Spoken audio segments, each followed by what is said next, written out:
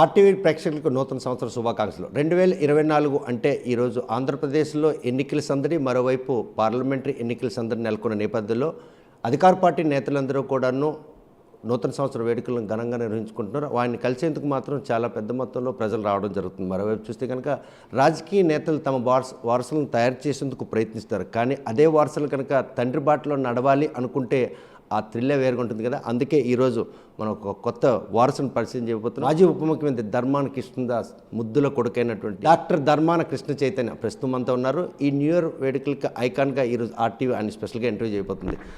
Happy new year sir. Happy new year అండి. చూస్తే కనుక ఒక డాక్టర్గా సేవలు చేయాలన్నటువంటి ఒక సంతృప్తి కలగనే ఈరోజు వారసత్వ రాజకీయాల్లోకి నాన్నతో పాటు నడవాలని అనిపించిందా? మొదటి నుంచి కూడా రాజకీయ నేపథ్యం కలిగిన కుటుంబం మాది. చిన్నప్పటి నుంచి మేము స్కూల్లో చదువుకున్నప్పటి నుంచి కూడా నాన్నగారు కానీ చిన్నాన్నగారు కానీ రాజకీయాల్లో ఉండేవారు.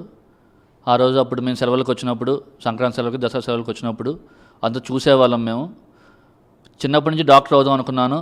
ఆ విధంగానే గౌరవ దివంగత ముఖ్యమంత్రి వైఎస్ రాజశేఖర్ గారి దయ వల్ల, అదేవిధంగా జగన్మోహన్ గారి దయ వల్ల డాక్టర్గా నా వృత్తిలో నేను సంపూర్ణంగా పూర్తి చేసి, తర్వాత నాన్నగారి బాటలో నడవాలి, నాన్నగారికి అందుబాటులో, నాన్నగారికి సాయంగా, నాన్నగారికి తోడుగా మా నరసన్నపేట నియోజకవర్గ ప్రజలకి అండగా ఉండాలని చెప్పే ఉద్దేశం మీదే రాజకీయాలు రావడం జరిగిందండి. చూస్తే అన్నయ్య తమ్ముడు ఇద్దరు రెండు కళ్ళు నాన్నగారికి. సో ముందు వచ్చిన కొమ్ముల కంటే చెవుల కంటే వెనకొచ్చిన కొమ్ములు వాడు అంటారు. ఆ సామెత మీ పట్ల నిజమైనట్టుంది. అన్నయ్య ఆ చురుకుదనం లేకపోవడం తమ్ముడుగా ఇలా రేసులో ముందరుగులో రాజకీయంగా పరుగులెట్టారా? లేదండి, ఇది రేసు సంబంధించి అదేం కాదు. అన్నయ్య బిజినెస్ పరంగా విశాఖపట్నంలో ఫ్యామిలీతో ఉండడం, నేను హైదరాబాద్లో నా ఫ్యామిలీతో పాటు నేను ఉండడం, 2014 నుంచి 16 వరకు విశాఖపట్నంలో 7 హిల్స్ హాస్పిటల్లో పనిచేయడం, తర్వాత మరి హైదరాబాద్లో నేను 2 సంవత్సరాలు 2016 నుంచి 18 వరకు మెడికవర్ హాస్పిటల్లో పనిచేయడం, 2018లో ఆ రోజు నాన్నగారికి తోడుగా ఉండాలి, నాన్నగారు ఇంత కష్టపడుతున్నారు, ప్రజల కోసం ఇంత అందుబాటులో ఉంటూ ఆయన రాజకీయాల్లో ఇంత సుదీర్ఘకాలం ఇంత పలా పనిచేస్తున్నారని చెప్పని ఆయనకి తోడుగా ప్రజలకు అందరికీ అండగా ఉండాలని చెప్పి ఉద్దేశం మీద ఆ రోజు 2018లో రిజైన్ చేసిన తర్వాత ఆ రోజు అప్పుడు ఎన్నికల ముందు సంవత్సరం ముందు ఇక్కడికి రావడం, నరసన్నపేటలో ఉండడం, ఉన్నప్పటి నుంచి కూడా అన్ని విధాలుగా నాన్నగారికి కానీ ప్రజలకు కానీ మా కార్యకర్తలు కానీ అందరికీ అందుబాటులో ఉంటూ వస్తున్నాను. రాజకీయాలంటే కొత్త అన్నటువంటి ఒక భయంతో వచ్చినటువంటి రాజకీయ నేపథ్యం కావచ్చు, కానీ ప్రత్యక్ష రాజకీయాల్లో 2019 ఎలక్షన్ ముందుకు ప్రజల్లోకి రావడం జరిగింది. అప్పటికి కృష్ణ చైతన్య అంటే ఒక డాక్టర్ కృష్ణదాస్ గారు తనయుడిగానే పరిచయం వచ్చిందే తడుగా ఈరోజు స్థానిక సంస్థల ఎన్నికల్లో జడ్పీటీసీ పోలాకి మండలం కూడా గెలడం జరిగింది. సో ఈ రాజకీయ నేపథ్యం కుటుంబం ఈరోజు లేకపోతే మీకంటూ ఒక ఇండివిజువల్ చరిస్మా ఈరోజు ఆ ఏదైతే ఎలక్టెడ్ పదవిని మీకు దక్కలేదు? తప్పకుండా ఈరోజు జడ్పీటీసీగా అయినా సరే ఈ 5 సంవత్సరాలుగా ప్రజలు ఉన్నప్పటికీ అది కేవలం కృష్ణదాస్ కొడుకుగానే నన్ను ఒక కుటుంబ సభ్యుడిగా ప్రతి ఒక్క గ్రామాల్లో కూడా అందరూ కూడా హక్కును చేర్చుకున్నారు. జడ్పీటీసీ ఈరోజు జడ్పీటీసీగా ఉన్నా వేరే పదవులు ఉన్నా సరే అది కేవలం కృష్ణదాస్ కొడుకుగా ధర్మాన కుటుంబ సభ్యుడిగానే ప్రతి ఒక్కరు కూడా ప్రతి గ్రామాన ప్రతి ఊరూరా కూడా నన్ను ఆదరిస్తూ ఇంతకాలం ముందుకు కొనసాగానండి. నియోజకవర్గంలో అమ్మ నాన్నకి ఒక ఐడెంటిటీ, ఒక గుడ్ నేమ్ ఉంది. ఈ నేమ్ ఉన్న క్రమంలో ఆ నేమ్కి ఎక్కడ కూడా కనీసం వన్ని తేకుండా ఈరోజు చాలా అంటే రాజకీయాల్లో మీదైన శైలిలో నాన్న నేర్పినటువంటి పాఠాలను మీరు భావిస్తున్నారా, అమ్మమ్మ నేర్పిన మెలకువలు? రెండూ కలగలిపినవండి. ఈరోజు నాన్నగారు కానీ అమ్మగారు కానీ ఇద్దరూ కూడా ఒక క్రమశిక్షణతో ఒక పద్ధతిగా మమ్మల్ని పెంచి ఎక్కడా కూడా వాళ్ళకి మేము మంచి పేరు తేకపోయినా పర్వాలేదు, కానీ ఎక్కడ చెడ్డ పేరు వాళ్ళ కుమారులుగా మా వల్ల వాళ్ళకి ఎక్కడ కూడా మచ్చ రాకూడదనే ఉద్దేశం మీదే మేము వెళ్తున్నాం. ఈరోజు తల్లిదండ్రులు ఇద్దరు పేరు చెప్పుకొనే మేము గ్రామాల్లోకి కానీ ప్రజల దగ్గర వెళ్తున్నాం. ప్రతి ఒక్కరు కూడా ఎంతో చక్కగా హక్కును చేర్చుకొని ఆదరిస్తున్నారు. 2004 ఎలక్షన్ ఇయర్ ఇది. నాన్నగారికి జిల్లా పార్టీ అధ్యక్షులు ఉన్నారు. ఆయనకంటూ చాలా పెద్ద బరువు బాధ్యతలు ఉంటుంది. ఇది చివరి ఎన్నికలు నావి అని కూడా నాన్నగారు ఒక డిసైడ్ ఫ్యాక్టర్. అంటే రాబోయే నరసన్నపేట నియోజకవర్గం 2000 అంటే నెక్స్ట్ 2029కి కృష్ణ చైతన్య ఎమ్మెల్యేగా కంటెక్ట్ చేయడానికి సంసిద్ధం అవుతున్నారు అనుకో. జగన్మోహన్ రెడ్డి గారు ఏ ఆదేశాలు ఇస్తే అది ఎమ్మెల్యేగా ఇచ్చినా ఇంకో దానికి ఇచ్చినా లేదా ఏది ఇవ్వకపోయినా సరే ఈరోజు ఆయన అన్నంటూ నమ్ముకొని మేము ఈరోజు రాజకీయాలు చేస్తున్నాం. కాబట్టి ఆయన ఎటువంటి ఆదేశాలు మాకు ఇస్తే ఆ దీనిలోనే నేను నడుస్తాను. జగన్ అనే వ్యక్తి రాజకీయాలు ఉన్నంత వరకు కూడా కృష్ణదాస్ కుటుంబం కానీ కృష్ణదాస్ కానీ ఆయనతోనే నడుస్తామని చెప్పి మీకు తెలియజేస్తున్నాను. నాన్నగారంటే ఇష్టం, అమ్మగారంటే ఇష్టమే. అమ్మకంటే చిన్న కొడుకు చాలా కనెక్టివిటీ ఎక్కువ ఉంటుంది. ఈ ఇద్దరిలో రాజకీయంగా ఈరోజు ఎదుగుదలకు తోడ్పడిన నాన్నగారు, అటువంటి ఒక సత్ప్రవర్తన నేర్పిన తల్లి, ఎవరిష్టం అంటే ఏం చెప్పు? ఈరోజు అమ్మైనా నాన్న అయినా వాళ్ళిద్దరి వల్లే మేము ఈ స్టేజ్లో ఉన్నామండి. చిన్నప్పటి నుంచి మమ్మల్ని చదివించి మమ్మల్ని పెంచి మమ్మల్ని ఈ స్థాయి తెచ్చింది అమ్మ అయితే, ఈరోజు మేము ఇంటి నుంచి గడపల నుంచి బయటకు అడుగుపెట్టి ప్రజల వద్ద తిరుగుతూ ఏరియా మీద తిరుగుతున్నానికి కారణం నాన్న. వాళ్ళిద్దరి తోడ్పాటుతోనే ఈరోజు మాకు ఈ పేరు ప్రఖ్యాతులైనా సరే, మాకు ఈ గౌరవం గుర్తింపైనా సరే. అందుకని ఇద్దరు కూడా మాకు రెండు కళ్ళు లాంటివారు. దివంగత వైఎస్ రాజశేఖర రెడ్డి అకాల మరణం తర్వాత మొట్టమొదటిసారిగా ఒక ఎమ్మెల్యే పదకు రాజీనామా చేసి నేను అండగా ఉంటానని జగన్మోహన్ రెడ్డికి భరోసా ఇచ్చిన తండ్రి తాలూకు తెగుని ఆ రోజు మీకు ఊహ తెలిసే ఉంటుంది. ఆ రోజు మీరు ఎలా ఫీల్ అయ్యారు? నాన్నగారు రిజైన్ చేసిన బాధపడ్డారా, లేకపోతే ఆయనకు అండగా నిలిచానని ఆనందపడ్డారు? ఆ రోజు రాజశేఖర్ చనిపోయిన తర్వాత జగన్మోహన్ రెడ్డి గారు పార్టీ పెట్టినప్పుడు నాన్నగారు రాజీనామా చేశారు. మేము ఒక విధంగా చెప్పాలంటే అమ్మ కానీ నేను కానీ అన్నయ్య కానీ మీ అందరం కూడా చాలా ఆనందపడ్డాం. ఎమ్మెల్యే పదవులు మాకేం కొత్త ఏం కాదు, మేము చూడనివేమీ కాదు.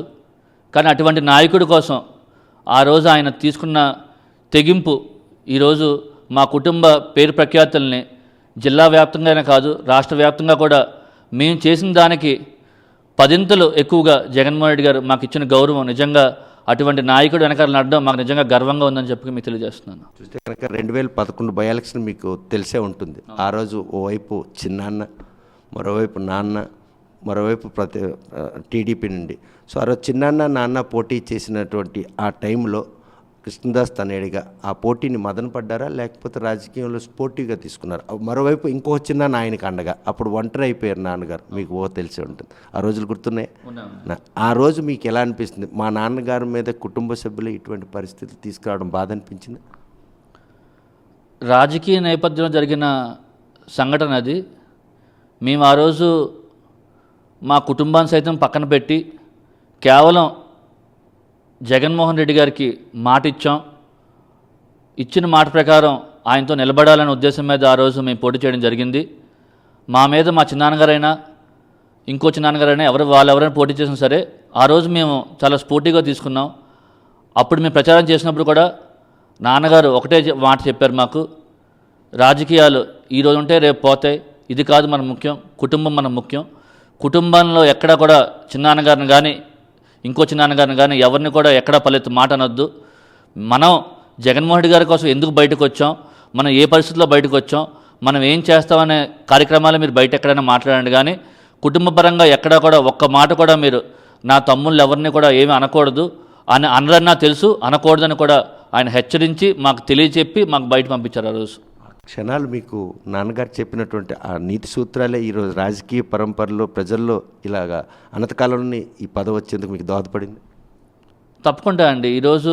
ఆ రోజు నాన్నగారు చెప్పిన మాటలే మేము శిరసావహించి ఈరోజు రాజకీయాల్లో కొనసాగిస్తూ ముందుకు వచ్చాం.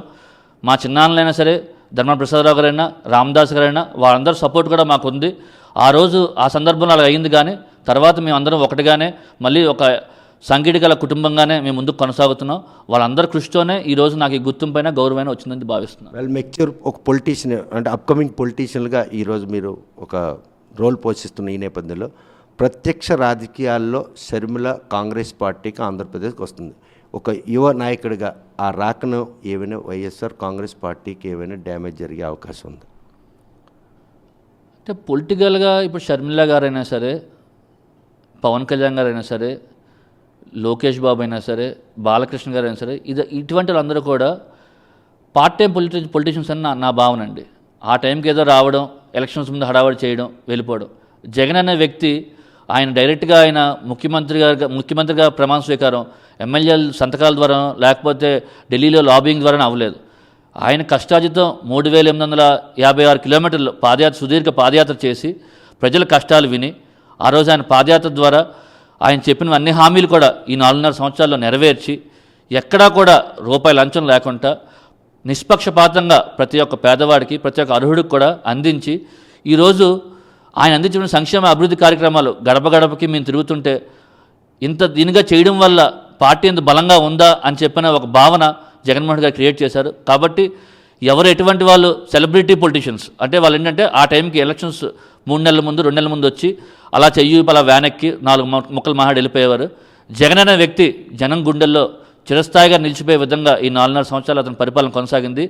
తండ్రిగా రాజశేఖర రెడ్డి గారి ఒక్కడుగు పేదవాడి కోసం ముందుకేస్తే జగన్ అనే వ్యక్తి పేదవాడి కోసం ఈ 4.5 సంవత్సరాల్లో 4 అడుగులు ముందుకేశాడని చెప్పి ఈ సందర్భం తెలియజేస్తున్నాను. 2024 వస్తుంది.